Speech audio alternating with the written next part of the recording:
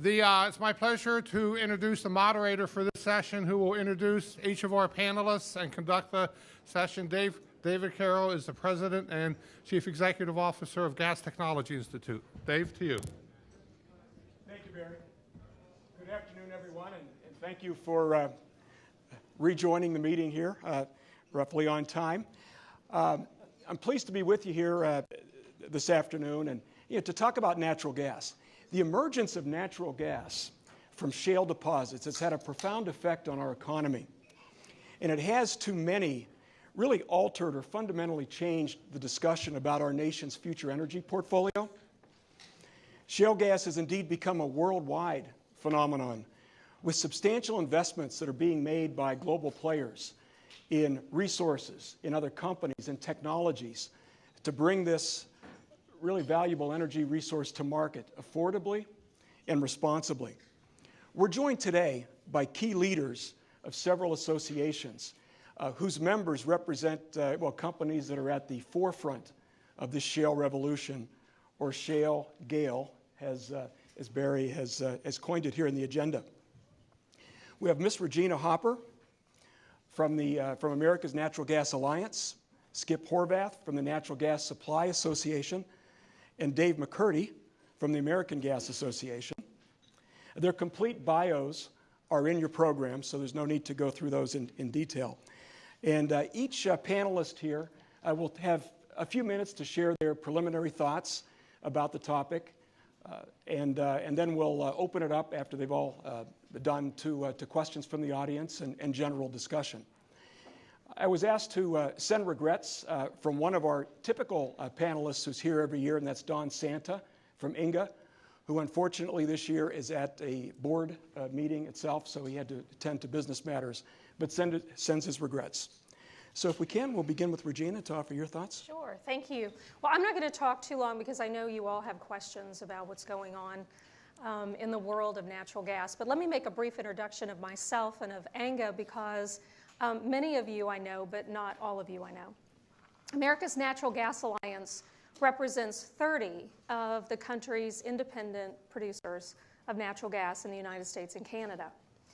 What our guys decided to do was to do something just a little bit different a couple of years ago. And America's Natural Gas Alliance is not really that old. You probably think we've been around for a while because you see a lot of us, or I hope you see a lot of us, as we talk about the benefits of natural gas, and we also talk about the importance of safe and responsible development around natural gas. And when these 30-odd producers came together just 2 or 3 years ago, they said, we want to approach this discussion somewhat differently, because I said, I'm not of energy. I'm of telecom, I'm of trucking, and I'm of the media, but not of energy. So I'm happy to maybe talk to you about what you might need to put something together, but I'm not so sure that I'm the person that you're looking for. And as we began to discuss what ANGA would do around the parameters of those issues that we just identified, we started to convince ourselves that in the energy area, we often do a really good job of talking to ourselves, but not necessarily a really good job of sometimes talking to those outside of our industry. Every industry, of course, has this phenomenon. I mean, I don't know how many of you are familiar with the terminology net neutrality from telecommunications, but we certainly knew what it meant and what it could mean to the development of telecommunications around the country and around the world. But if you went out to the average person at that point, net neutrality was something they didn't know about until it was defined for them. And when it was defined for them, the industry found itself on the defensive. When I first came to America's Natural Gas Alliance, the term hydrofracking, or hydraulic fracturing, or fracking, or frack attacks, as we've now heard, was not something that was in the average person's vernacular. But certainly we know now in this room that a good number of Americans will talk to you about how do you frack, and what does that mean for us, not just if I'm in an area of development, but also if I'm not. So America's Natural Gas Alliance was put together and continues to work on about 3 or 4 things. Greater utilization of natural gas and power generation, and you heard from Tom earlier today, and you heard from the coal industry earlier today. And ANGA takes the approach that all fuels are necessary. It's just that we would like to see, with the abundant supply of natural gas that we have here in the United States and in Canada, a greater utilization of a product that we have been blessed with and that can be developed safely and responsibly. Second, greater utilization of natural gas in the area of transportation. And here in Washington, we're starting to see more talk about transportation needs. And again, on this stage today, you've heard folks talk about the dependency of our nation on foreign sources of energy and what that can mean from a geopolitical point of view. And finally, and probably most importantly, to talk about the benefits of this product, but to do so in the context of a risk-benefit analysis, which is the benefits are great as long as you can safely and responsibly develop the product in a way in which people don't fear the development. Earlier today, Jack had the wonderful opportunity to deal with those who were voicing an opinion against API's particular stances. That's okay. I think that we as an industry are starting to learn that, in fact, if you can have a fact-based, science-based conversation around development of our natural resources, you will start seeing people want to participate in the discussion. We were in Philadelphia yesterday dealing with some reporters there in the Philadelphia area who can't seem to figure out how to make the balance between the developmental areas of their state and what that means, and what it might mean for people in the Philadelphia and 5-county region where there's not development. How is it that we make the risk-benefit analysis between what we can get in environmental protection, in economic stability for our state, in more revenues and taxes for our state? How do we balance that with what we might get here? And you all are very familiar with the IHS study that just recently came out that said we're close to delivering $1,000 per household to folks in lower heating bills. I don't know about you, but for the average American to be able to say I'm $1,000 less out for my general living expenses, that's a big deal. And you multiply that across the country, and people begin to see what it means for them. So that's what ANGA is all about. I can spurt out all kinds of numbers and statistics to you, but I think you all know them fairly well. The issue is how can we, as an industry, have a good discussion with those who want to listen? And what we have found is we've gone around the country into areas of development and areas that aren't developed. We have found that those who really have concerns want to listen. They want to be put into an environment where they can ask questions, and they want to understand what the development process is all about. So that's what we do every day, talking in community forums with people, not to people, dealing with folks who express maybe anger and fear and trying to put people in front of them that they can trust and listen to. Talking about the innovations in the industry that are amazing. Many of you are part of those innovation developments. Green technology for a greener frac fluid. Looking at ways that we can reduce emissions. Utilizing LNG and CNG vehicles in our operations. We could go on and on about the types of development innovations that have occurred just within the last 24 months. So what is this industry? It's vital. It's amazingly innovative. It is based on science and on research and on fact-based discussions. And it can make an enormous difference, not just for people here in the United States, but around the world. So with that, that's what ANGA is about. With that, I'm going to pass it on to Skip and over to Dave, excuse me. But happy to take some questions later on any specific questions you might have on what ANGA is doing. Skip? Great. Thanks, Regina.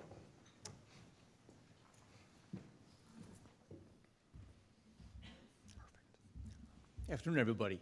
I joined NGSA. NGSA is a little older than ANGA. We started in 1965, but I joined 12 years ago. And when I joined 12 years ago, the price of gas was $10, $12, $15, $16 an MMBTU. And my introduction to the job was to get screamed at by customers who couldn't generate power because it was too expensive, from fertilizer plants, from aluminum smelters who had to leave the country because their feedstock price was just too high. 12 years later, and so I felt like the bully in first grade that was, beating up kids and taking their lunch money. And 12 years later, and people are complaining because the price of gas is too low. So now, all of a sudden, I'm the fair-haired boy who's get good grade in school, is a great athlete, and he's going to a great college. And everyone hates that kid. I hate that kid. So, we decided to go out and talk to our customers. NGSA deals with the market. So we decided to go out and talk to our customers. What is it about this kid that you hate exactly? Because, we got a great product, and you ought to be buying us. So we got some interesting answers, and I got to figure this one out, too. Let's see. Here we go. Customers are worried. They have the worries. And there are a lot of worries. I'm going to characterize three and address a bigger worry at the end. And this is going to take, I only have 6 slides, so this is not going to be long. The first one we hear is that the infrastructure, sure, there's plenty of supply. How are the pipe is going to be there in time to connect you to me as a customer? And I'll address that in a second. The second one we hear is, water. Produced water. Water is scarce. You guys need water. You hear about the 5 million gallons, 3 million, 4 million gallons of water needed to frack a well. Where is that water going to come from? And the third area is LNG exports. My goodness, we've got this great domestic product, and the price is finally now where I like it. And now you're going to sell it overseas. So those are the 3 main ones we hear. There are others, but again, those are the 3 that we hear more often than not. So here's the supply region. We won't get into the numbers. This is not an updated for the last year, so the Marcellus Shale will be much larger now when we get the updated numbers. But bottom line is there we go. These pipelines that have just been built to serve shale would not be built, as would not these storage facilities. The blue and orange represent the different kinds of storage. That's not important. The point is there's been lots of them at 3 times the rate we've been building in the past without long-term contracts that are needed to support the market. So the infrastructure is coming. It's already coming. I mean, it'll continue to come. There's nothing to say that it might not. So we use this to address that concern of people in a customer base that says, hey, how do I know that I'm going to be connected to your supply? The water issue is addressed in the following way. We natural gas on a per 1,000 units of households for electricity generated uses less water than any other fuel, except, of course, for solar and wind, which don't use any water at all. But that includes using more than biomass, both biomasses, waste and wood. So we're in good shape. The little dark blue you see at the top of the natural gas bar, which is the right-hand bar, is the amount that's incremental to shale. So even though you hear these big numbers, $5 million gallons out of a creek, let's say, and it sounds like it's a lot, that's what we're talking about. So it's small when you look at the bigger picture. People throw around these big numbers without putting it in context, and I'm trying to put it in context for you. And when we explain this to our customers, they're much relieved that it really isn't that big of an issue. It's an adjustable issue. LNG exports. This is an ICF chart. I want to thank ICF for this nice chart. There are 7 proposed LNG export facilities right now before the DOE, Department of Energy. They're noted in the green around the U.S. border and the one in Canada. There's several others here extra in Canada I'm not going to be addressing, just the ones in U.S. And those 7 constitute about 12 to 14 BCF a day capacity. And that sounds like a lot. And that does worry customers. And I understand that worries customers. But let's look at what that means. All right, let's look at what these proposals mean. First of all, only one has been approved for a non-FTA country, or a non-FTA export. And what does that mean, FTA free trade agreement? Well, the free trade countries don't need our gas. They're not the ones buying gas. It's the non-free trade countries that need our gas. That's the part that's difficult to get through DOE. So it's not a slam dunk that all these are going to get approved. A case has to be made. then let's look at the total market for LNG, the global market. It's 30 BCF a day. So we're going to grab from 2/3 to half that market in the United States. When that 30 TCF is under long-term contracts, that's not going to happen. They're under contract. So what about the growth? Because everyone says LNG is growing. True. And how much growth, no one knows. That's one of those consulting games. The number I hear a lot is 18 TCF over the next 10 or 15 years. I hear that number a lot. So let's go with that. So now we're saying, okay, you expect the U.S. to grab 2/3 to 3/4 of that new growth. Given that we have competition. Well, let's look at the competition. Qatar gas is 50 cents. We're $2.50. We're still 5 times what Qatar is. You can transport natural gas from Australia to Asia for $1.50, and from Qatar to $1.50, and $3 for the United States. So for our growth markets, we're neither the cheapest gas nor are we the cheapest transportation rate. So these proposals. Another way to think about it is look at all the proposals to build new LNG facilities to import roughly 5, 6, 7, 8 years ago, and those largely got built, and they're sitting there mostly. I mean, there is some importing going on, but it's mostly they're sitting there. So the market, the market sees a need to build capacity and builds it. Doesn't mean it's going to be used. It's more of a flexibility thing. So you got to keep in mind sort of the business risks, and one of those is that we have what excites the market is the $13 differential between the price of natural gas here and the price of natural gas elsewhere, which is often tied to the price of oil, that's why there's a large differential. And so anybody building one of these plants, which by the way cost 4 to 5 times more than the LNG import plant, so we're talking $3, $4, $5 billion, all right, per facility. To build that means going to Wall Street and saying, addressing the risk of how do I know that's going to be around for 30 years, that differential. That's a pretty substantial risk. So I'm not trying to pour cold water on export. I mean, we're very bullish about exporting. I'm hoping something happens when we get something going here. But what I'm trying to do is at the same time explain this is a difficult competitive environment for the United States to be in on exporting natural gas through LNG. So in our view, it's just unlikely that will put upward pressure on natural gas prices in the U.S., at least nothing significant. There'll be some studies have come out and said it'll be, in order of single digits, 6 cents, 10 cents, low double digits, and that may well be, but that's at the margin, and we'll concede that. It doesn't seem to be that groundswell to really bring pressure up so much that it should worry customers. So we're hoping we can convince our customer base that this is something that, from a market point of view, they're in good shape. The next slide I'm going to show you. This is what these were all sort of last year's issues in a sense. We heard this a lot last year. The one I heard just this year is this one, and I never heard this put this way before. Here we go. I'm sure it'll come up any second now. All right, this isn't working for me. It's a tough question. Yeah. Oh, there we go. All right. I didn't put it too many times. The question we got is what's your black swan? So this is people looking at that good-looking kid with the good grades and going off to good college and a football player, well, whatever, and saying, where's your flaw? Are you going to get injured? Are you going to break a leg? Are you going to get sick? Are you going to get a DUI and get kicked off the team? What's going to happen to you? What's bad going to happen that's going to destroy that rosy picture? The rosy picture, by the way, and a black swan, I need to explain this. Black swan, actually it's an old term. It's a low probability, high impact event. All right, doesn't refer to the film that came out recently. That they're referring to the business concept. I know it's terrible, but the way it's that business concept of a low probability, high impact event.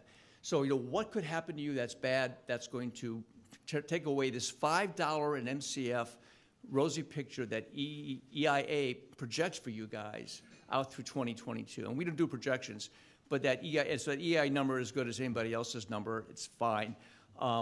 And I got to say, that the concern is what systemic risk are going to come your way?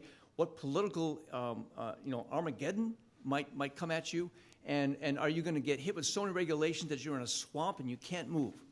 That's what they mean by black swan. What could happen to you guys that's going to take this away? And I hope this doesn't sound too pat, but we just don't see a black swan in our future. We think all these issues are manageable. An example of systemic risk is seismic activity. That sounds like it could take down the industry. But we're pretty convinced that the science is being done now. We are convinced that when the science comes out, our claims will be upheld. It's just going to take time. On the Armageddon idea, the notion there is what if something comes, and this example was thrown at me last week, what happens if natural gas is people claim that you cause health issues? And that actually happened out in Arlington. There was a recent conference where a CDC speaker sort of raised the specter of, is natural gas good for your health? So, these issues are already starting to come. Again, we think that the science and the facts are behind us, and over time we will be able to prove that that's the case. The regulatory morass is just, that swampy idea can be addressed by saying that thanks to the work of ANGA and API and others, IPAA, in the states, on the ground, we think that those regulatory issues, which are largely, I got to say, state issues, not so much federal issues, are being addressed very, very well. So the bottom line is the industry right now, we were slow out of the gate, I understand, in sort of addressing all this. But I think we're catching up, and we feel pretty comfortable right now that we're doing a respectable job at handling all this. What we see ahead in 2012, by the way, is a lot more of the same. Someone's going to keep picking on that kid until they find the flaw. And so we expect that to keep happening in 2012, and we'll just have to address it as it goes along. So, in conclusion, the industry is talking to our customers. It's not something we did, and Mark Christian here, I think, can attest to that. We did not do that a couple of years ago. We've talked to APPA and other customer bases. We continue to hope to do that. We are very, very pleased that the science is starting to come out and support us. In spite of contrary science, you see, this is a question of facts can be tested. We're confident that's going to work in our favor. And finally, we are working every day with our infrastructure people. That's many of the pipelines. I'm sorry Don isn't here because he would attest to that. He and I go out together and talk to customers to address their infrastructure concerns. So we're pretty pleased at the place we're in right now for natural gas going forward in 2012. We don't see any big issues coming away, just more of the same of addressing the concerns that people raise. Many, they come from the heart. These concerns come from the heart. We take them seriously, and we're going to address them, one at a time until folks are satisfied. And I'll also sit down now and wait till later for questions. Thank you. Thank you, Skip.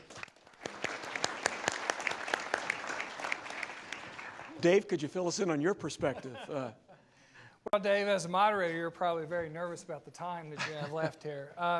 First of all, one quick comment about Dave, for those who may not be aware, but Dave was elected the president of the International Gas Union in 2015, which we know is a ways away, but for the triennium from 2015 to 2018, and the American Gas Association will host the World Gas Conference here in Washington, D.C., and Dave's a big part of that team. And Dave Parker, my predecessor, was the one with the vision to have the natural gas story from the U.S. Competing with Qatar and South Korea because of the full value chain that we represent, to be the lead for that organization. So congratulations, Dave. And Barry, congratulations on good forum today. I think it's bringing out a good points of discussion, and I'm delighted to be on a panel with my friends and colleagues who we do work very closely together, and I think that's what makes natural gas not only be in such a prime position because it is a good news story, not only here in this city but across the country and around the globe. It is the game changer, and Shale has done that. It's hard to follow Regina, and I actually support everything that she said, and she's very articulate and certainly far more attractive, except for the Rhodes Scholar football player I'm sitting next to here, Skip, and thanks for those facts and details. Let me just make a couple quick points. American Gas Association, our members, over 200 members, deliver natural gas to over 170 million Americans, over 64 million homes and businesses. So we are at the downstream, but we are connected to the communities. And we think that's where the real questions are, and that we have to be there making sure and ensuring that they understand not only the nature of this energy source, but how it's delivered. It is the safest form of delivery. It's the most efficient of all energy delivery. American consumers using natural gas appliances saved over $500 compared to electric appliances. The most efficient in transmission loses less than 7% of the energy from wellhead to burner tip compared to well over 60% in other forms. But you know what has made this industry, I think, stand so tall today and be one of those fair-haired positions is that we've spoken with a common voice, but we've talked to the consumers and with the consumers, and that's the message we want to continue to make. Now, this is a very challenging political environment in Washington, as we know. I've been in the city now for over 30 years, and the demonstration earlier today when Jack was speaking is, it takes me back a long time to recall when we've had that kind of climate and some of the decisions we see politically in this city. But the good news story is that when you have your businesses and you have fact-based conversation and you're engaged with the administration, with Congress, with all the stakeholders, you can get results. This year, we passed unanimously in both the House and the Senate, unanimously in this city, major pipeline reauthorization because we were at the table. Following some incidents last year that were tragic, and we knew that we needed to step up and engage. So it's that kind of engagement which is critical. Regina talked about responsible resource development. That is the way. Those are manageable issues, but again, it takes engagement. The supply is critical. Consumers get the benefit. We also see opportunities from a demand side. Transportation. Have a bit of a background in national security, public policy. We've heard for 40 years about energy security in America, and yet we've not achieved it. Natural gas is a foundation fuel that enables us to move in that direction, and transportation is going to be a big component. We work very closely, our members, both AGA and ANGA, on a drive initiative to again, look at those opportunities and bring those to the marketplace. There are some other issues. Tom Kuhn, our good friend and colleague, mentioned on the tax front, dividends. We are about long-term capital investment as an industry. And for those of you who've been buffeted by the stock market, if you look at the FBR index on natural gas utilities, it's one area that's actually very stable. But dividends is a critical part of the retirement portfolios for people around the country to critical for their investment future. And again, this is a good front. We think dividends are critical, and Congress will have to address that through extenders or through this process. It's going to be hard to see a lot of movement on other fronts, but one of the critical issues, and Tom Kuhn and I are very involved as a concerned Americans about fiscal responsibility and bringing fiscal discipline in America, and we think that this country has to do better there. But the one area that we are in total agreement that should not be sacrificed are those least fortunate in our society. And so our industry funds over billions of dollars, and coupled with funding from the U.S. government for a program called LIHEAP, which is Low Income Energy Assistance for people in this country. And that program was cut dramatically this year. We think it's critical. Unfortunately, it's been a relatively mild winter. But again, that's important for an industry, but it's for Americans as a whole. So those are kind of the priority issues, and we think we've made progress on those and will continue, even in spite of what's going to be a very challenging political year. So with that, Dave, let me turn it back to you and be glad to take any questions.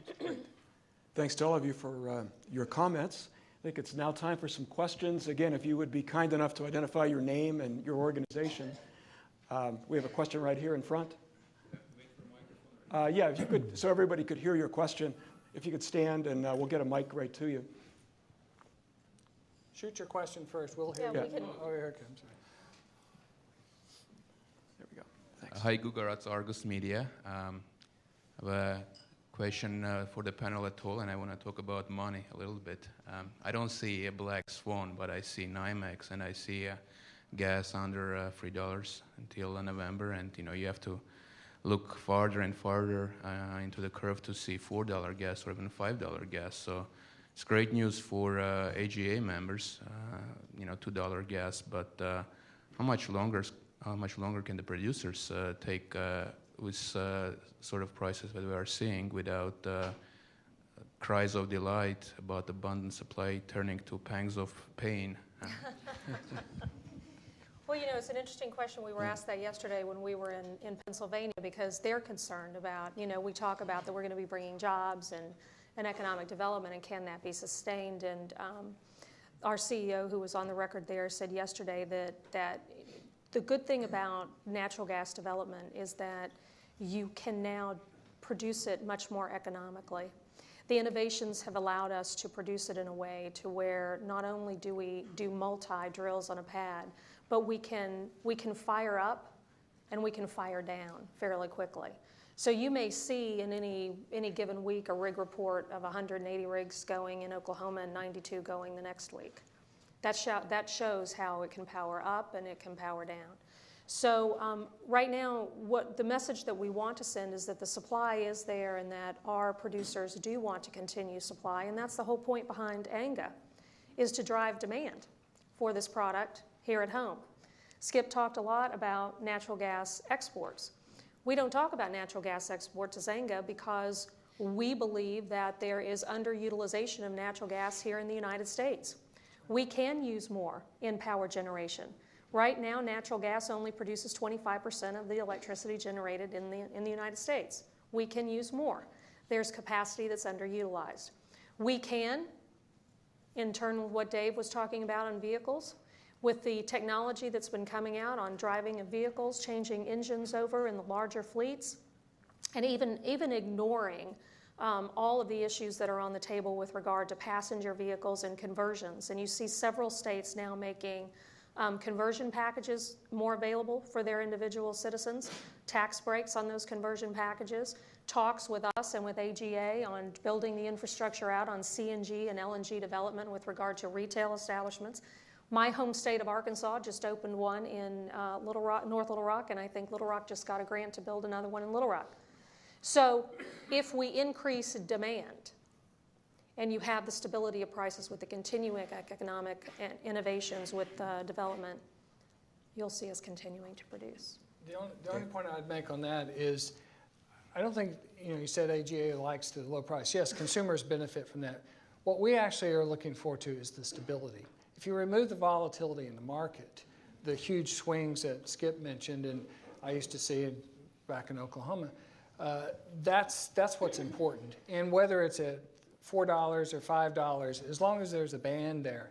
The production partly has been following oil, but again, they are often together, and leases in some cases. So there's going to be an abundant supply.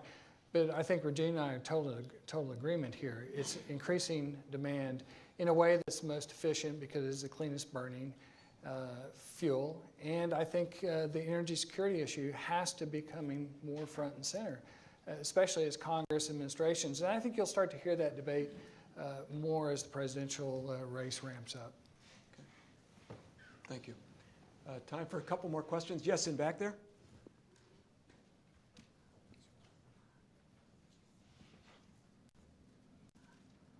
Thank you so much, Scotty Greenwood, McKenna Long, and Aldridge.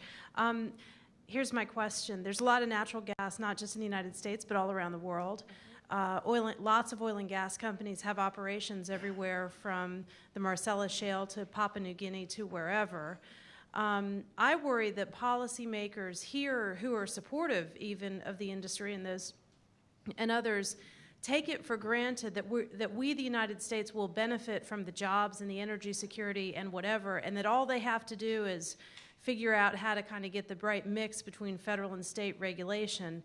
And I wonder, just as You know, New York has a moratorium, so companies move to Pennsylvania. Prices drop, so companies go to Texas where there's more liquids. You know, I wonder if there's a point at which, since it is mobile and it's not like a deep water rig or, you know, something where you're spending hundreds of millions of dollars and committed for decades, since you can move it quickly, if you worry that there's a point at which in the United States that it could be so cumbersome to develop the resource here that companies just, you know, go to Poland or go wherever the resource is, since they have options. I mean, I would say that's a black swan, and we're not worried about that. Let me tell you why. The infrastructure, the ability of the United States to innovate and build infrastructure quickly, and we already have a strong infrastructure, 200,000 miles of pipeline. No other country can sport that kind of claim, and they can't build that infrastructure fast. They're not set up for it.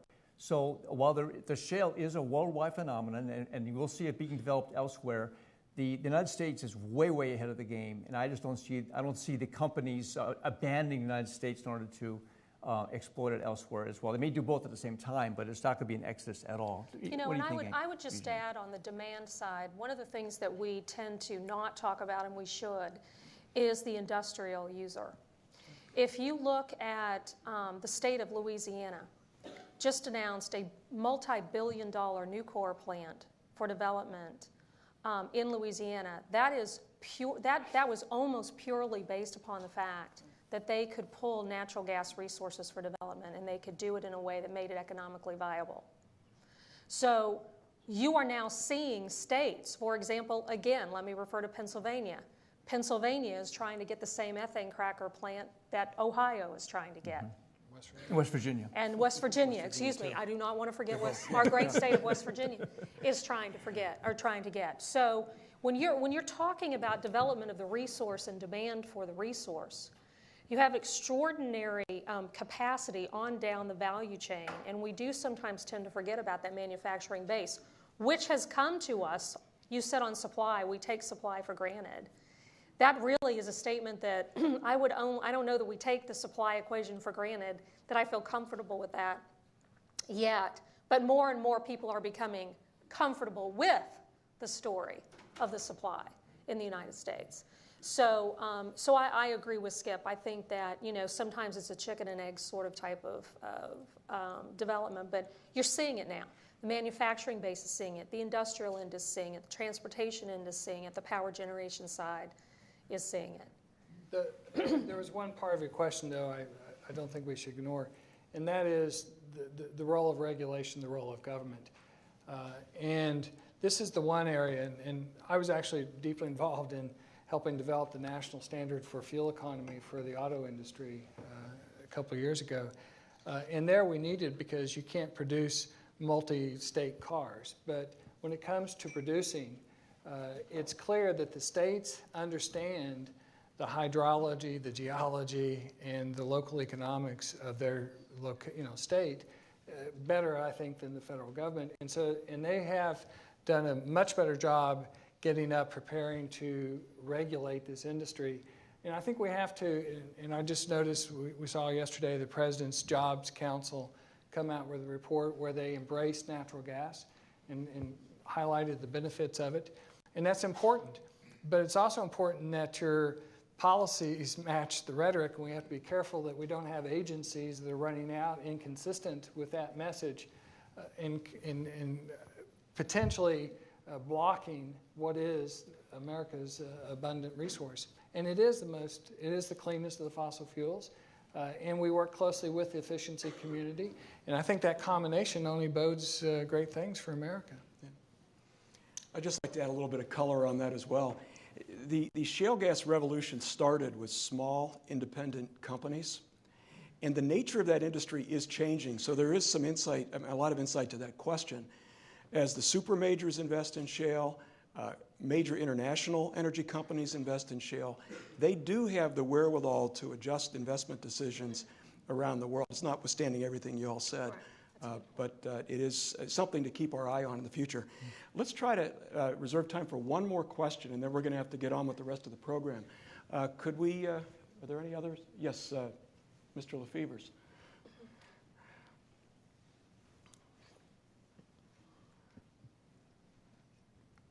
Dan Lefevers, the Gas Technology Institute. This question is for Skip. Skip, you talked about educating your customers regarding these black swan issues.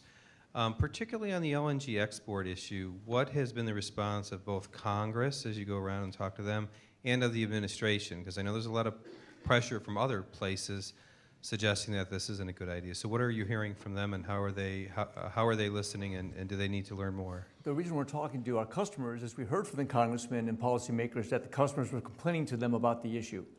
So we decided to go, and we could talk, and we do talk to congressmen and policymakers, of course, and let them know these facts.